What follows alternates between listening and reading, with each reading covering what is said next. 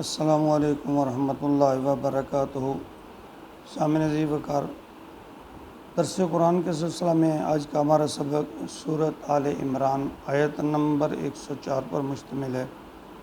اعوذ باللہ من الشیطان الرجیم، بسم اللہ الرحمن الرحیم۔ وَلْتَكُن مِّنْكُمْ أُمَّةٌ يَدْعُونَ إِلَى الْخَيْرِ وَيَأْمُرُونَ بِالْمَعْرُوفِ وَيَنْهَوْنَ عَنِ الْمُنكَرِ وَأُولَٰئِكَ هُمُ الْمُفْلِحُونَ۔ وَلْتَكُن مِّنْكُمْ، اور تم میں سے ہونی چاہیے، امتوں، ایک ایسی امت، ایک ایسا گروہ، یدعون، جو دعوت دے، بلائے، پکارے، الی الخیر، خیر کی طرف، اچھی بات کی طرف، نیکی کی طرف، وَيَأْمُرُونَ بِالْمَعْرُوفِ، اور نیکی کا حکم دے، وَيَنْهَوْنَ، اور روکے، انکار کرے، بچائے، عن المنکر، بری باتوں سے، منکرات سے۔ اس آیت میں اس جماعت کے کرنے کے 3 کام بتائے ہیں پچھلے میں، کہ ایک ایسی جماعت ہونی چاہیے کہ جو اللہ کا حکم لوگوں تک پہنچائے، کیونکہ اب کوئی اور نبی یا رسول نہیں آئے گا، تو یہ کام اس امت کے ذمہ ہے۔ فرمایا، اب اس آیت میں یہ فرمایا کہ اس جب ایک تنظیم یا ایک جماعت بن گئی تو اس کے ذمہ کیا ہے؟ 3 کام اللہ تعالیٰ نے لگائے ہیں۔ اولین یہ کہ وہ دعوت الی الخیر دے، خیر کی طرف، بھلائی کی طرف جو بلائے۔ تو اس ضمن میں یہ نقطہ واضح ہے کہ اس کے لیے سب سے بڑا جو خیر کو بلانے کے لیے جو ایک ذریعہ یا طریقہ ہے وہ قرآن ہے۔ یہاں جو لفظ منکم بڑا معنی خیز ہے کہ تم میں سے ایک ایسی امت وجود میں آنی چاہیے۔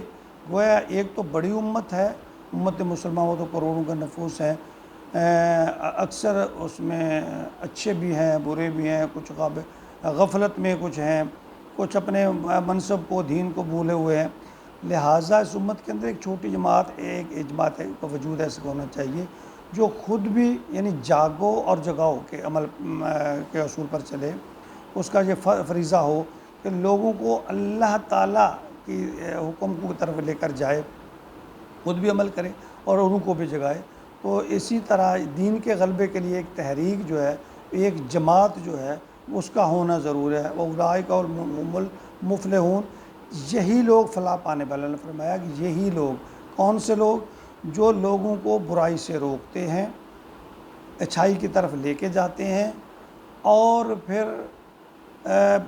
جو ہے خیر کی طرف بلاتے ہیں، نیکیوں کا حکم کرتے ہیں، برائی کی طرف۔ نبی اکرم صلی اللہ علیہ وسلم کی ایک بات حدیث ہے، بہت لمبی حدیث ہے، اور اس میں وہ یہ حدیث تقریباً سیاست کی تمام کتب میں موجود ہے کہ آپ نے فرمایا کہ جو انسان کسی کو اچھائی کی طرف، نیکی کی طرف راغب کرتا ہے، نیکی کا پیغام دیتا ہے، تو اس کے کہنے سے اگر کوئی آدمی نیکی کی طرف آ جاتا ہے، اچھا کام، بھلائی کا کام، نیک کام کرتا ہے، تو اس آدمی کو، اس دعوت دینے والے کو، اس آدمی کے عمل کے برابر اجر ملے گا، اور اس کے اجر میں سے کمی نہیں، یعنی کہ یہ نہیں ہے کہ اس کے اجر میں سے نکال کے اللہ دیں گے، اللہ تو بڑے وسعت والے ہیں۔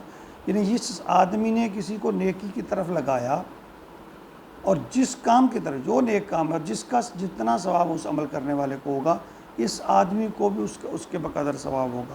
اور اسی طرح کہ اگر کوئی کسی وجہ سے کوئی آدمی برائی کی طرف چلے جاتا ہے کسی آدمی کی وجہ سے، تو اس طرح اس برائی کا وبال اور گناہ بھی اس آدمی کو تو ہوگا جو کرے گا، جو آج جس کی وجہ سے جو کوئی آدمی برائی کی طرف مائل ہوا ہے، برائی کی طرف گیا ہے، اس آدمی کو بھی اس کا گناہ کا جو ہے وہ بھگتنا پڑے گا اس کے برابر۔ یہاں 3 جو مراتب اللہ تعالیٰ نے فرمایا ہے، صحیح مسلم میں حضرت ابو سعید خدری رضی اللہ تعالیٰ عنہ روایت کرتے ہیں کہ رسول اللہ صلی اللہ علیہ وسلم نے ارشاد فرمایا، من رائی منکم منکرن فلیغیرہ بیدہ فإن لم یستطع فبلسانہ فإن لم یستطع فبقلبہ وذلک اضعف الایمان۔ فرمایا، تم میں سے جو کوئی کسی کی برائی کو دیکھے تو اس کا فرض ہے اس کو روکے، زور بازو سے، طاقت سے، اگر تمہارے اندر طاقت ہے اس کو روکو۔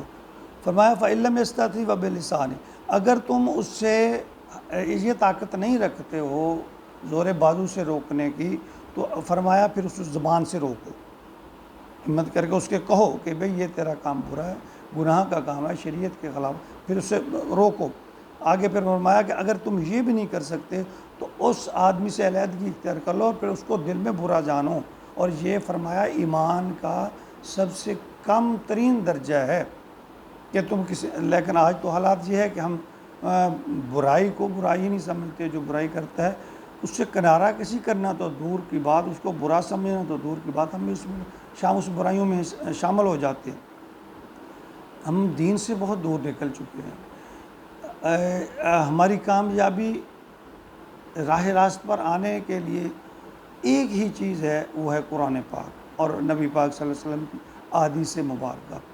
ہم ان سے رہنمائی لے کر ہم اللہ کی طرف لوٹ سکتے ہیں۔ ہم ان سے دور چلے گئے اور ناکامیاں، نامرادیاں، پریشانیاں ہمارا سبب بن گئے۔ اگر ہم چاہتے ہیں اب دین و دنیا میں سرخرو ہوں، اس دنیا میں سکون ملے، خوشیاں میسر ہوں، تو پھر اس کا ایک ہی رستہ ہے کہ ہم سب کو چھوڑ کر اللہ کی طرف لوٹیں۔ اللہ کی طرف لوٹنا کیا ہے؟ اللہ کا قرآن اور نبی پاک صلی اللہ علیہ وسلم کا فرمان، ہم اس کی طرف لوٹیں۔ اس میں سے دنیا کے ہر کام کی ہمیں اصلاح مل جاتی ہے، رہنمائی مل جاتی ہے۔ ایسا نہیں ہے کہ یہ قرآن ناکافی ہے، نعوذ باللہ۔ قرآن اور حدیث دونوں لازم و ملزوم ہیں۔